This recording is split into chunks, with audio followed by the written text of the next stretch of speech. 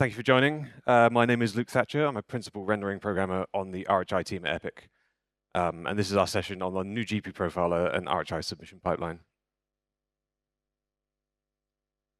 So this session will be one that's in kind of two halves, really. First section, I'm going to talk about what we've done to the new GPU profiler in Unreal 5.6 and the improvements that we've made there.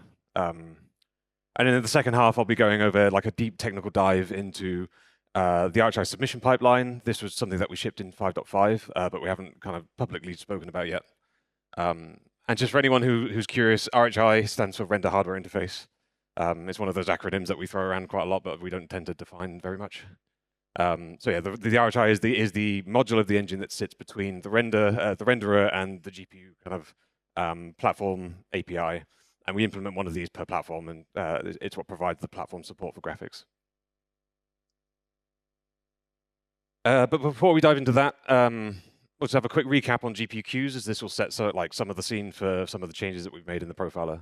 Some of this you may already be familiar with, but it's probably worth just having a quick refresh. So for the best part of a decade now, GPUs have had multiple queues. These queues you can kind of think of as almost like hyper-threading on a CPU, and multiple threads on a CPU, in that we have kind of two or more independent queues of work that the application can submit to. And they run concurrently, and they sort of intelligently share the execution resources on the GPU. Typically, there's always a single graphics queue, and the graphics queue can access the full traditional rasterization pipeline, so depth of stencil testing, vertex pixel shaders, all that stuff. But it can also run compute jobs. And then you typically have either one or more compute queues that can only run compute shaders. And of course, these jobs, the jobs submitted to these queues can run concurrently with each other, but that's not always desirable. We tend to have jobs that create data on one pipe and need to be consumed by another pipe. So we need some way of synchronizing these two pipes together. And that's where we get fences. So fences are kind of synchronization primitives that are used to prevent one queue from advancing any further until the signal has come from the other queue that was producing that data.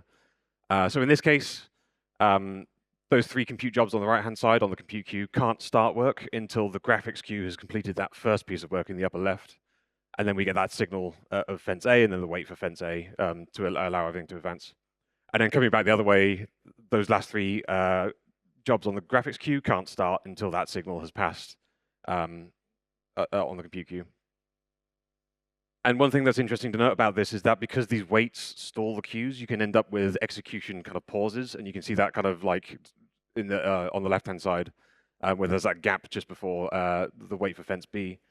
So because the queues are synchronizing with each other, you can end up with these kind of bubbles on the queues, and that's something important to be aware of when we're looking at the profiler. So moving on to the actual profiler itself and the improvements that we've made in 5.6. Hopefully, you're all familiar with these tools. They've been around for a while now. The three main components of the GPU profiler are stat GPU, the profile GPU command, and Unreal Insights. In 5.6, we've rebuilt these from the ground up to be based heavily on our RHI breadcrumb system. I'll touch on what our RHI breadcrumb system is further on in this talk. And one of the key things here is that it now all draws from a unified data source. So all of these tools now agree with each other. Perhaps previously you might have noticed that some of the stats were like off by fractions of milliseconds. Because they're all drawing from the same information now, they all agree with each other. Okay, so stat GPU. This is a tool that you can use to give you kind of like a live overview of the GPU work that's running in the frame. You can bring this up on console, you can bring this up in the editor. Each one of the lines here is a single stat, and the stats are defining code. There's an example macro for the base pass there. And the individual stats get attached to specific render graph event scopes or RHI breadcrumb scopes. And then all of the rendering that happens within those scopes gets attributed to these stats. And something important to note is that these stats can appear multiple times in the renderer, and they so like, for example, I think the post-processing one is an example where there's actually multiple places in the renderer we tag with post-processing. And then the data that you see in stat GPU is an amalgamation of that. So kind of we accumulate and sum the results.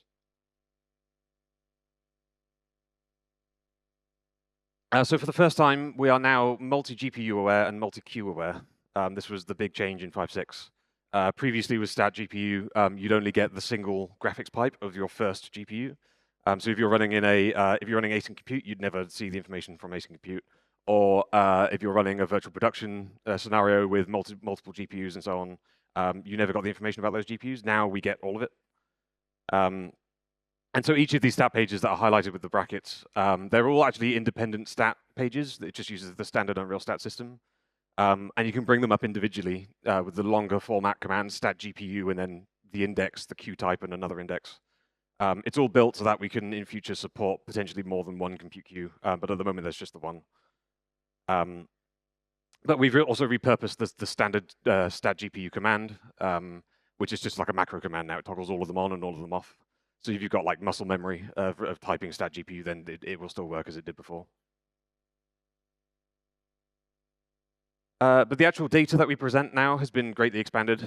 We now have these 3 separate columns. The one on the far left is what you used to see before. It's the busy time. It's the time actually spent doing useful work, running command lists, running shaders. The middle column and the column on the right are the 2 new ones that we've added. The middle column is the wait time. And going back to that example I gave during the recap, that's the time when one queue is waiting for another queue to signal events, and therefore isn't running anything useful. You may find that generally the compute queue, you'll see larger non-zero values because it's not always a win to run something on the compute queue because it depends on what it's overlapping with on the graphics queue. Portions of the frame on the compute queue is just idle, waiting for fences to signal, waiting for the data dependencies to be resolved. So it's not necessarily a bad thing if you see lots of wait time on the compute queue. However, the graphics queue we tend to try and keep busy all the time, so generally the numbers there should be closer to 0. And then the column on the right-hand side is idle time. We've never had a stat like this in Unreal Engine before. This is really cool. Because we know exactly when the work gets submitted, so in modern APIs like D3D12, we know exactly when the work gets submitted to the driver. We know exactly when the GPU is completing the work. We can now see that the GPU has gone idle because it's run out of work from the CPU.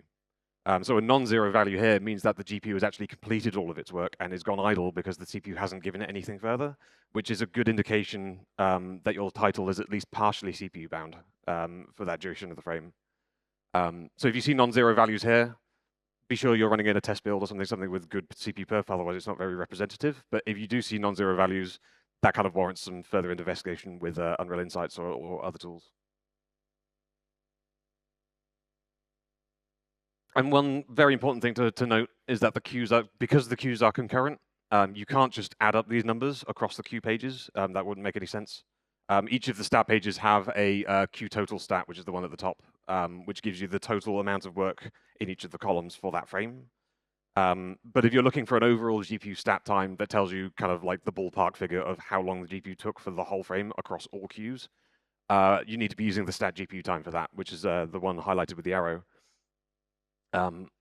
We compute this stat by taking a union of all the busy times across all of the queues, and then that goes into that final stat time, which is for the frame.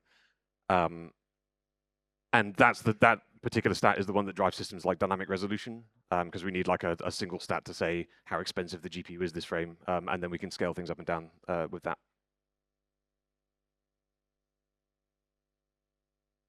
So moving on to profile GPU. You may have already seen this command before. It's a command you can run in the in-game consoles.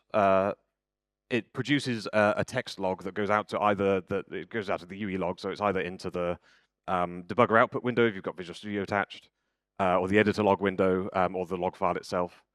It gives you a table, nice view breakdown of absolutely everything that happened in the frame. And again, it's driven by our RHI breadcrumb system that I'll come to later.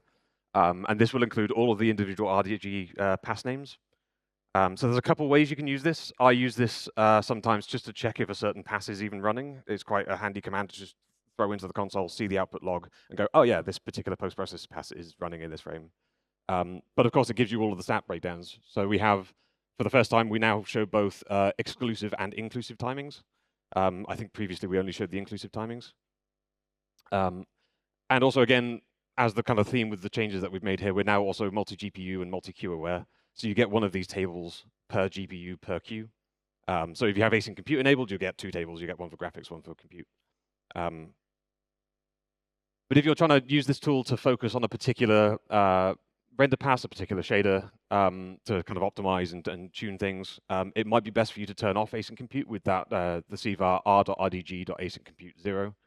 The reason for this is because as compute work overlaps with work on the graphics queue, they can affect the timings of each other because they're sharing execution resources. So if you're trying to focus on a specific pass, it's worth turning that off.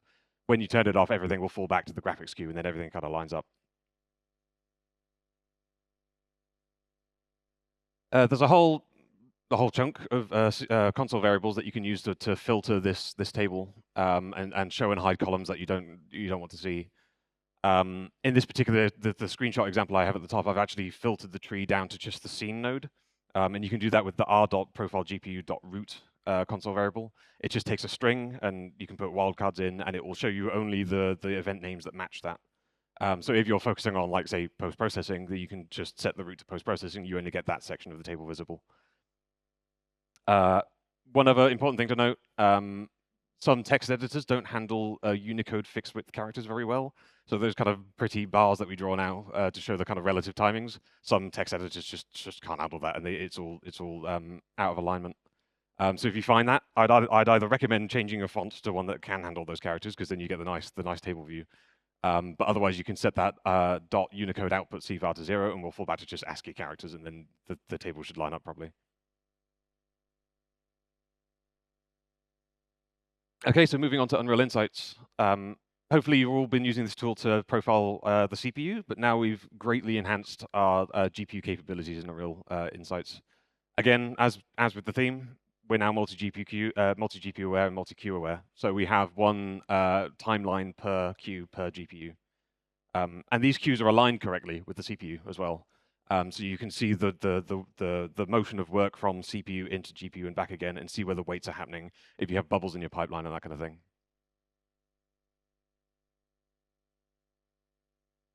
And maybe some of you are familiar with the context switch data that you can get in Unreal Insights, which you see on CPU threads that tell you exactly when the thread is actually scheduled and running. We have something similar now on the GPU. So we're able to, with the extra information we get from the new profiler, draw these regions that highlight exactly when the queues are running and when they're waiting and when they're idle. So the highlighted regions on the timeline at the top currently are the regions where we're doing the GPU busy work. And this, again, it's the same stats that you get from stat GPU. It's literally these regions that we're summing up to produce that data. And then the highlighted regions here are the GPU wait regions where the queue is blocked. And you can see here the lower line is the async compute queue. And you can see that there's just more wait work happening there because that's just generally what async compute does. And then finally, we have the kind of grayed out regions that don't have any marker above them, and that's the idle regions, the places where the GPU has stopped because there's nothing further for it to do. The CPU hasn't given it any more work to do.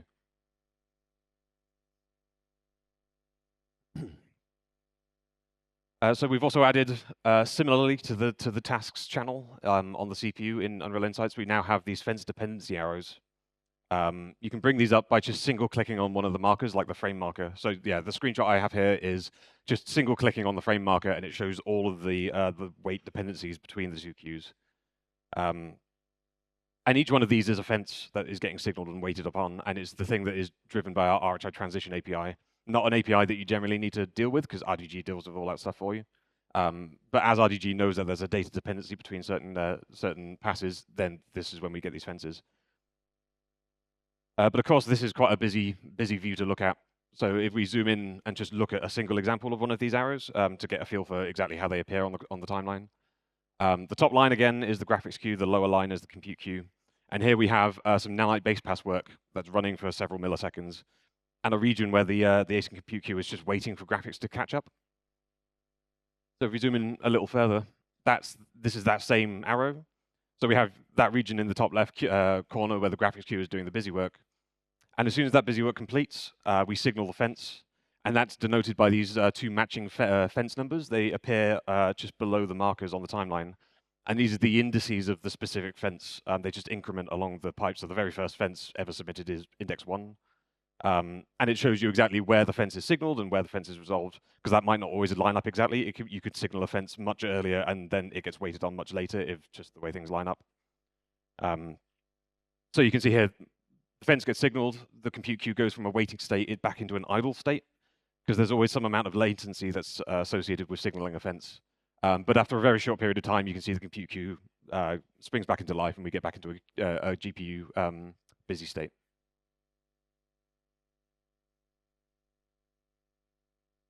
So as I mentioned before, since we have the GPU queues aligning correctly now with the CPU timeline and insights, we can get a lot of information from the flow, the kind of pipeline of data into the GPU.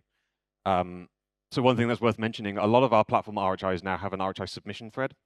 And this is the thread that sits between the RHI thread and the GPU itself and the driver. Primarily, it's used for batching work together to reduce GPU overhead and driver overhead, so we're just making fewer calls into the OS. And it's also the thread that resolves fences. So in the example again on the timeline, the very upper left corner, we have the RHI thread with this RHI submit to GPU marker. That marker is the place where we take the work that we've produced in the kind of the CPU threaded side of the renderer and hand it down to the submission thread. The submission thread runs for some amount of time doing this batching work and resolving the fences. And then eventually we hit that blue region on the right, which is where we actually call into the OS. And then you can see the GPU queue springs into life immediately afterwards.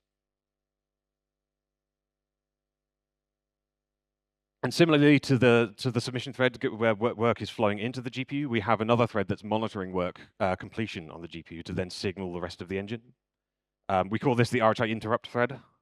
It's basically just one thread that sits and waits on fences to see the work that we submitted to the queue, know when it's completed, and then goes and signals the rest of the engine.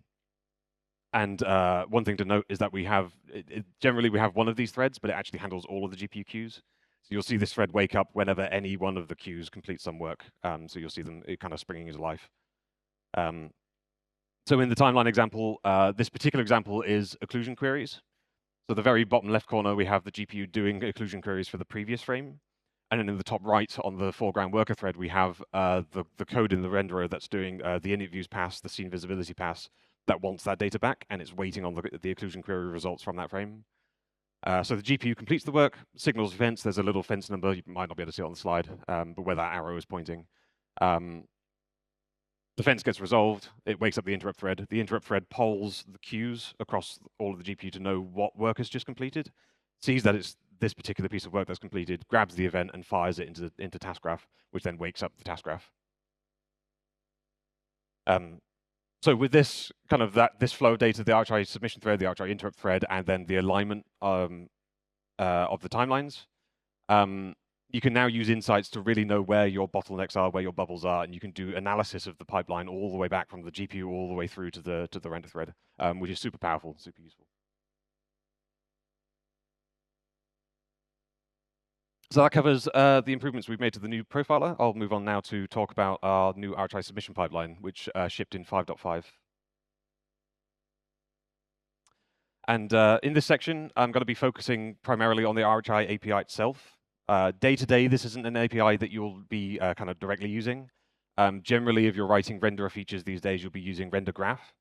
So sort of like some of the details here are real low-level stuff inside the RHI, but it's still very useful to know about this if you're doing performance analysis and you're looking in insights and trying to work out where your bottlenecks are, where your threading is going, that kind of thing. So I'll start by just defining a few high-level types that you'll see in the code. We have the FRHI command list base type, which has most of the implementation for recording RHI command lists. And then the 3 derived types from that, which are just sort of mostly adapter classes that give you access to things like the draw call API and the dispatch API and so on. And the special case in there is the RHI command list immediate, that last option there. The immediate command list is a singleton in the engine that's owned by the render thread and is kind of the primary entry point into the pipeline for submitting work to the GPU. We also then have the types that are implemented per platform RHI. So there's these base interfaces that are then implemented by each RHI module. The main one there being the RHI compute context and RHI command context types. The contexts in the RHI are kind of the objects that are involved in converting the recorded RHI commands from the renderer into the actual GPU commands that run on the hardware. So it's within the context that we're calling into, say, D3D12 and actually producing D3D command lists. And those produced D3D command lists end up getting wrapped in this iRHI platform command list type. which is used just for the management and the submission pipeline. And one thing to be aware of, we have lots of legacy names around this stuff because this system has been around since like the early UE4 days, maybe even UE3. So the RHI command context is specifically for the graphics pipe, but it doesn't mention the word graphics in it, even though we have a compute context called RHI compute context. So yeah, I'm sure one day we'll be renaming these, but that hasn't happened just yet. So as a general kind of high-level overview of how this process works, the renderer and render graph creates instances of FRHI command list. There's one of these per recording thread, and the commands that get inserted into this command list happens in CPU order. But a single RHI command list can record work into multiple RHI contexts. You have one of these contexts per pipeline that you're targeting, so either graphics or compute. Generally, you have either one or two contexts per command list. And as the commands are inserted, we have these two functions, switch pipeline and enqueue lambda multipipe. That is what toggles between, it directs the commands towards whichever appropriate context the commands are for.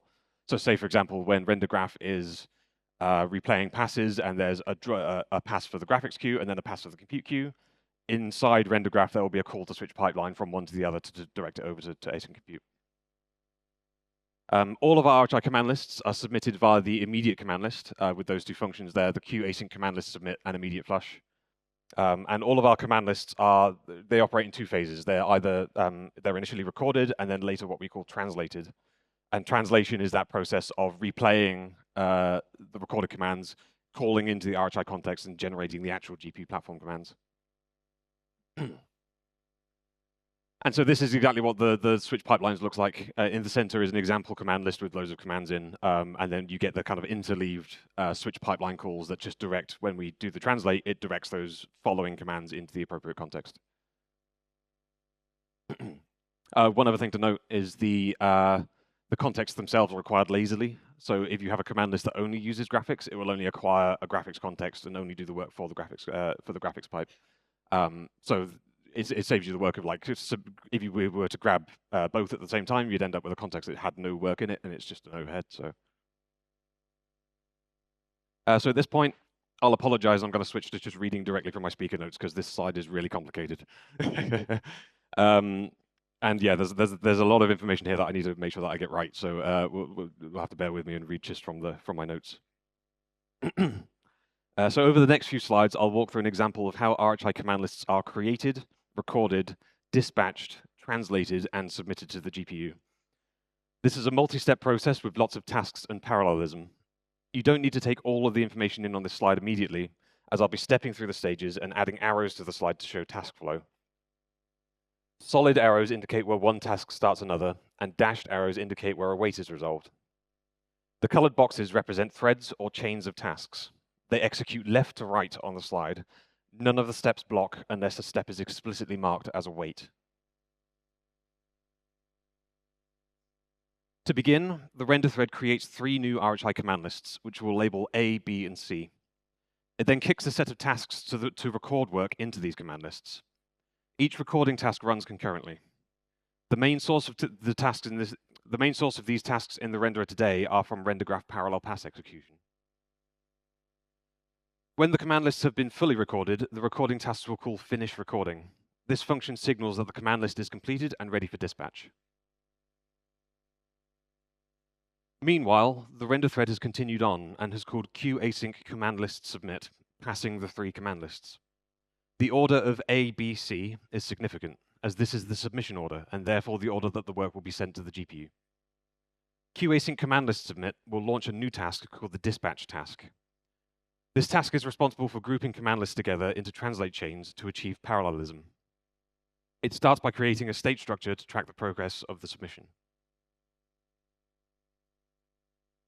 After creating the state structure, the dispatch task awaits completion of the first command list in submission order. This wait is resolved once the recording task is called finish recording. At this point, command list A is ready for dispatch. Since this is the first command list in the submission, the dispatch thread starts a new translate chain. This is another task graph task which is responsible for replaying the commands recorded in the RHI command lists into RHI contexts. Translation is the process that calls into the platform RHI implementation to generate actual GPU-specific command lists. The translate chain acquires the relevant RHI context by calling RHI get command context, and then executes the command lists. The contexts acquired are stored on the chain for later use. Command list A is deleted once execution has completed. While translation of command list A is in flight, the record task for B has finished. The dispatch task has been waiting for B to be completed, and once it has, dispatches B. Since A and B were relatively short command lists, the dispatch task decided to append B to the first translation chain. The context for the translation chain, the context the translation chain acquired while translating A are reused for B. Again, B is executed and then deleted. As before, the dispatch task has moved forward and is now waiting for C to be completed. However, this time, the dispatch task decides that it should avoid appending C to the first chain to achieve better parallelism. Instead, it issues a close command to chain 1. This causes chain 1 to finalize the context it had acquired once all translations in that chain have completed. Finalizing an RHI context converts it into an iRHI platform command list pointer, which contains all the platform-specific GPU work generated by that context ready for submission. These pointers are stored on the chain for later. Meanwhile, the second chain is started by a dispatch task. As before, contexts are required, C is executed, and then deleted. While all of this has been happening, the render thread has continued on and called immediate flush on the immediate command list. This function flushes all prior work and will eventually result in submission of work to the GPU.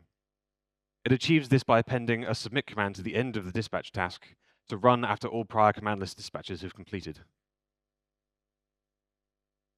The submit command closes the last open translate chain. This is the same as before. The acquired contexts are finalized into platform command list pointers. The submit command also enqueues a task for the RHI thread. The RHI thread waits for the translate chains to be closed, then retrieves the finalized platform command lists. It then forwards these command lists to the platform RHI implementation via RHI submit command lists. Again, the order is important. Work from chain 1 is submitted before work from chain 2. Finally, the tracking state structure is deleted. So there we are. That's the full graph. That's quite a lot. As I mentioned, that this is the full run through of everything that happens from the render thread all the way down to the RHI thread. An interesting thing to note is that this final box in the lower right, that was the marker that I was referring to when we were talking about Unreal Insights earlier. The RHI submit to GPU marker that occurs on the RHI thread. So that whole flow graph goes up to that point, and then after that point, the platform command lists get pushed into the platform RHI, and then from that point, the submission thread in the GPU is kind of an implementation detail of the particular platform that you're running on. So this is what the translate chains look like if you were to take an insights capture.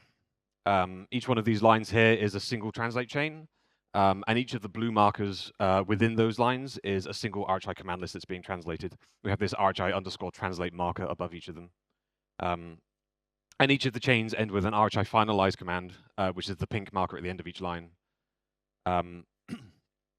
And one thing that we do here is that to avoid some task graph overhead, as we build these chains, we append command lists to the end of the existing chain atomically in a way that the task, if the command list has arrived before the task is finished, it sees that there's another command list to continue, and it just pops it and just loops back again and runs it again, which minimizes the overhead. We used to have a version of this where there was gaps between each because every single command list was a task graph task, and the overhead was too much.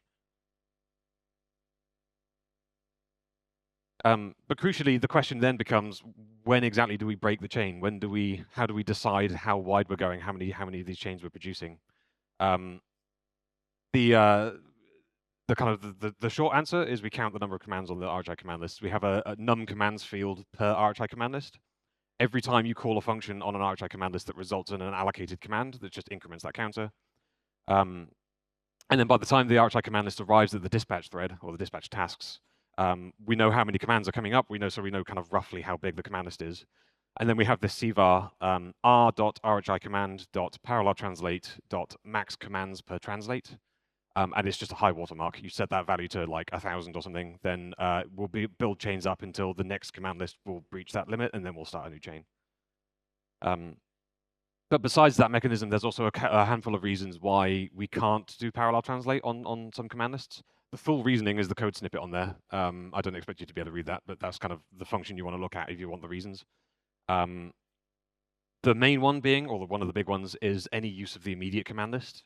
That's the one that's the global singleton, the one that's owned by the render thread. Because that thing's been around since very early UE4, there's a lot of systems that were still using it that relied on, that weren't thread safe. So it wasn't possible to run that stuff in parallel. So even today, any use of the immediate command list to do drawing work will result in a single thread translate and is a bit of a perf hit. So generally you should avoid unnecessary use.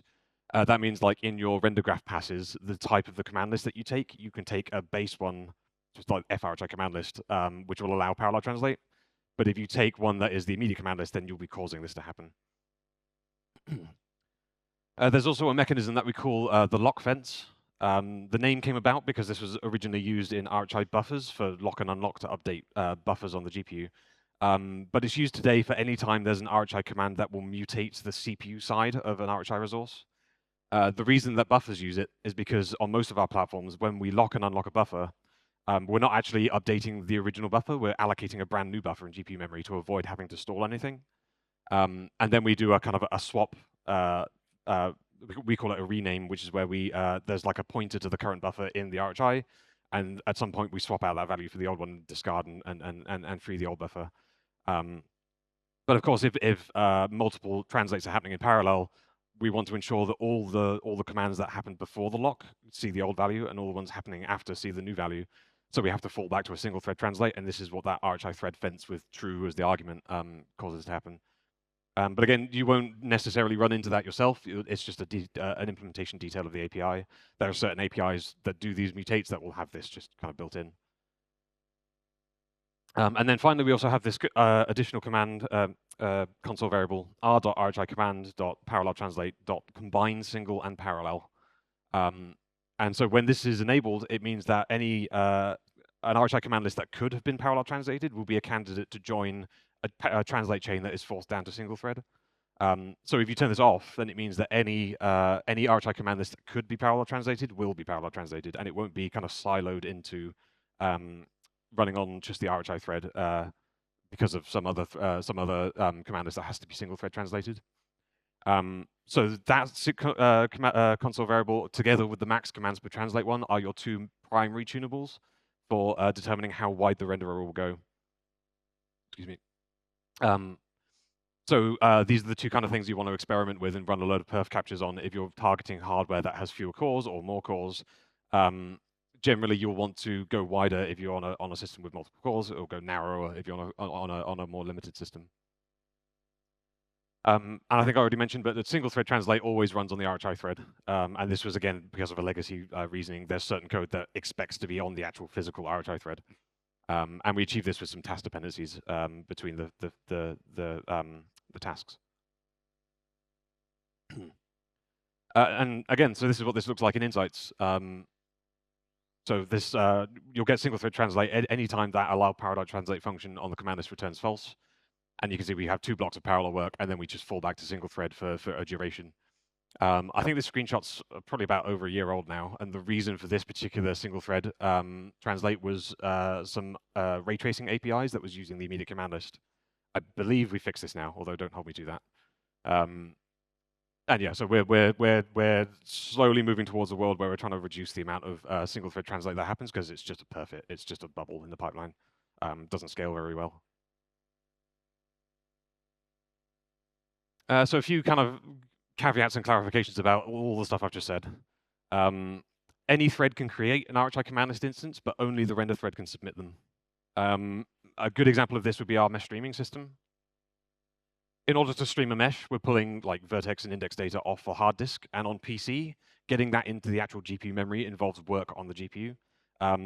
The OS, like Windows, will get you as far as bringing the data into system memory, into an upload heap, but then the GPU actually has to copy that data into its local memory. So as a result, if you want to create a buffer in the RHI, you need a command list. The function to create a buffer is on the command list type. And so what happens in the mesh streamer is the mesh streamer thread that's running in the background creates its own RHI command list. It uses it to create the buffers and fill them in with the initial data.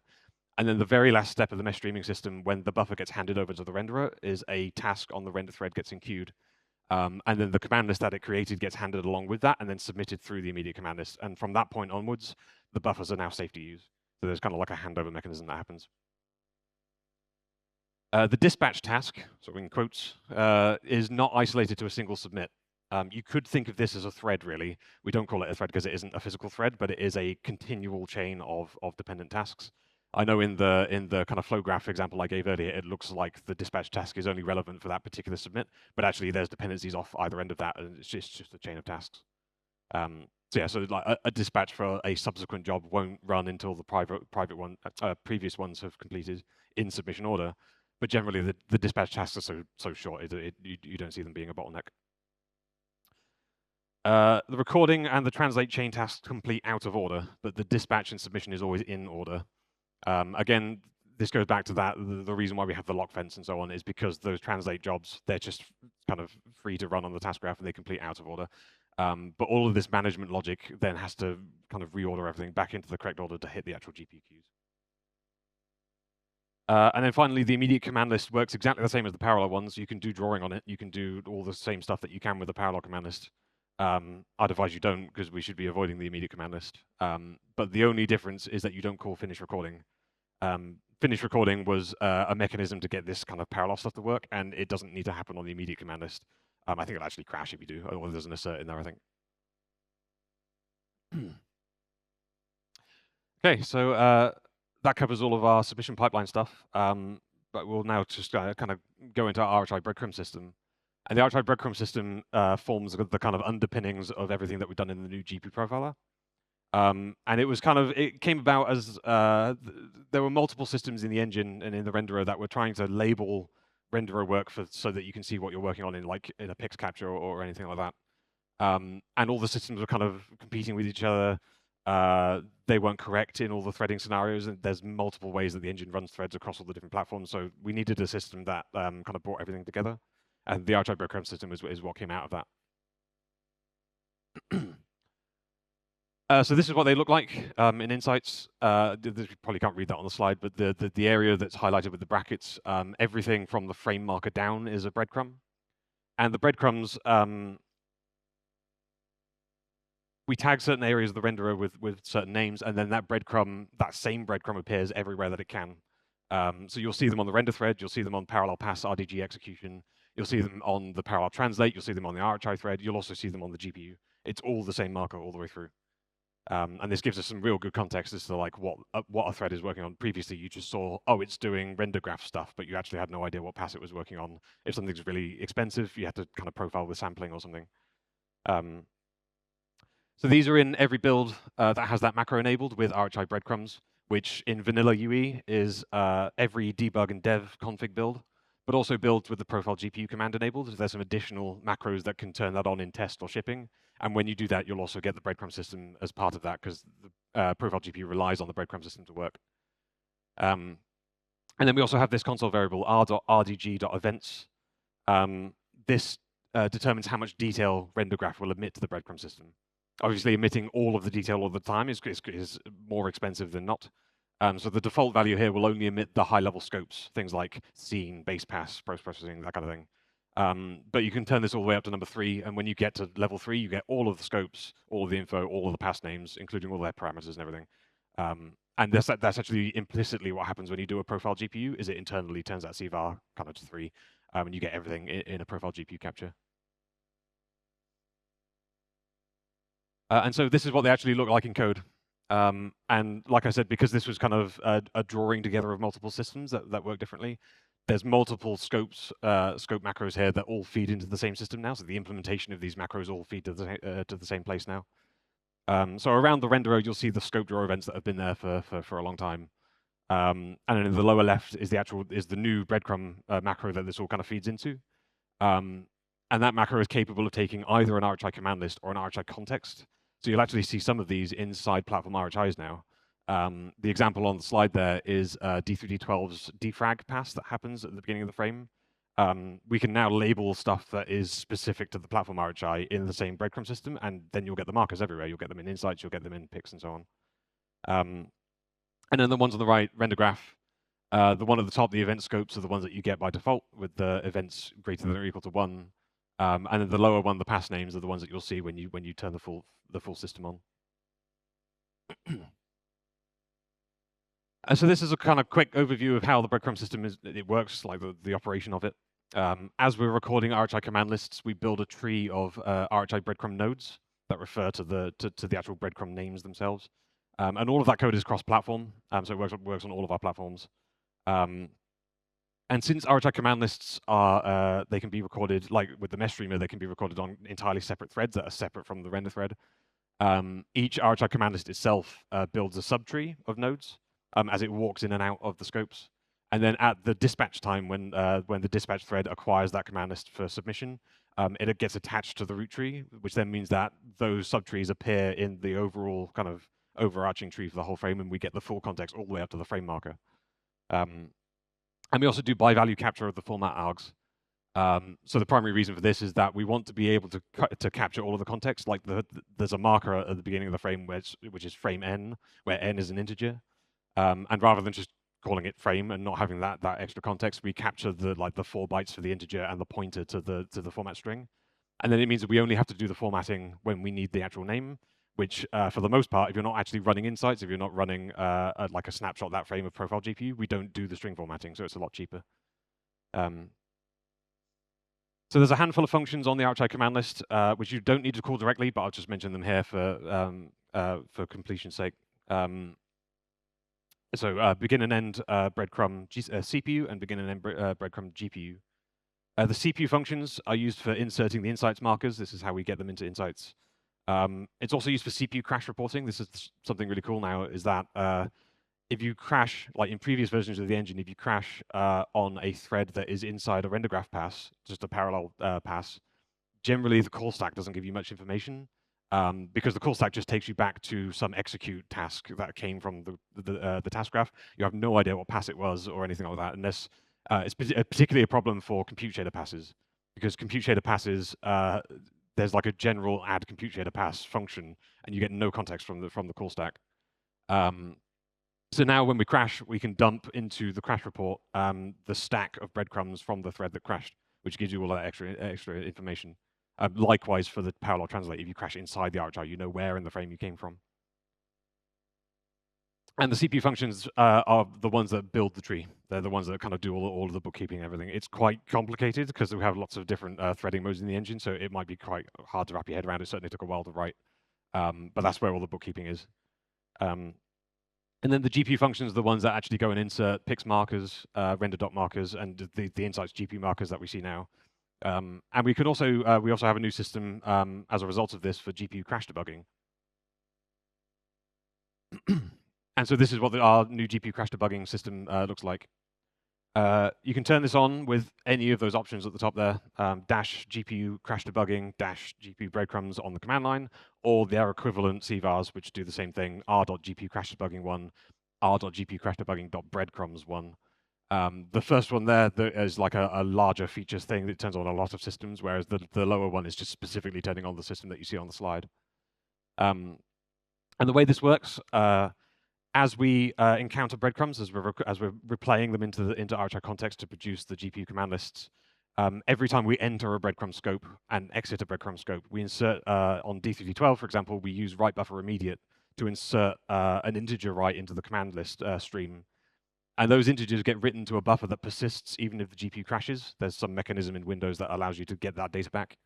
So what we can do is basically the GPU is marking how far through the frame it got the whole time it's running.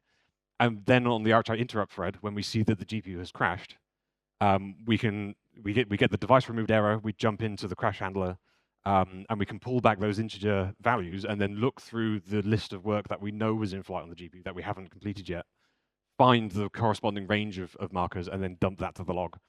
And again, because we're multi-GPU, multi-queue aware, you'll get one of these dumps per queue. And so the example here was it's really handy. When I was putting these slides together, someone had a GPU crash in Lumen. So I just stole the log and then could dump it into here. We do have a debug GPU hang like test command, but it's like a kind of a contrived example. You see it's like GPU crash debug hang. That's the pass that crashed. Oh, surprise, surprise. So in this case, it was something in Lumen that was crashing. And the likely culprits are going to be the ones that are the most indented nodes that are still marked as active, which we've highlighted in orange here. But the one thing to be aware of Oh yeah, so the stuff that's highlighted in gray there, we know that we've not started that because the GPU hasn't, the command processor hasn't emitted that breadcrumb marker in submission order yet. So we know that's not the culprit. It's something before then. One thing to be aware of is that some hardware can report completion of work even though it's not actually completed. There can be like memory operations that are still in flight that might still cause a page fault on the GPU. So some of those nodes there that are marked as finished, take that with a bit of a pinch of salt, and maybe gather multiple repros and see if there's a pattern of whether or not like that upper bound it changes as well. Okay, so that's pretty much everything. I hope all the information here helps you guys with profiling your games and resolving all of your horrible CPU and GPU perf bottlenecks. Thank you very much, and I'd like to open the floor to Q&A.